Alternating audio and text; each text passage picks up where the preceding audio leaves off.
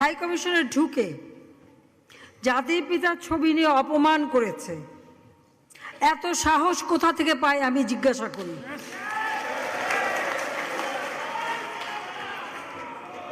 আমি জানি না আমাদের হাই কমিশনে এখন কারা বসেছিল এবং তারা সেখানে কিছুই করতে পারলো না কেন, সেটাও বড় প্রশ্ন।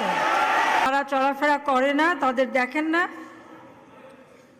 যে হাত দিয়ে জাতির পিতার ওই ছবি নিয়ে তারা ভেঙেছে, তাদের যা উপযুক্ত করা উচিত সেটা করতে হবে। কারণ জাতির পিতার নাম মুছে ফেলার চেষ্টা করা হয়েছিল, তো তারিখ যেহেতু দূরের কথা, ওর বাপ তো চেষ্টা করেছিল এই নাম মুছতে। ওর বাপও চেষ্টা করেছে, মাও চেষ্টা করেছে। তারা কি পেয়েছে নাম মুছতে? পারে নাই, পারে নাই। ইতিহাস কখনো কেউ চাপা দিতে পারে না। আর জাতির পিতা তার ৭ই মার্চে ভাষণে বলে গেছে যে বাঙালিকে কেউ দাবায় রাখতে পারবে না, পারে নাই দাবায় রাখতে।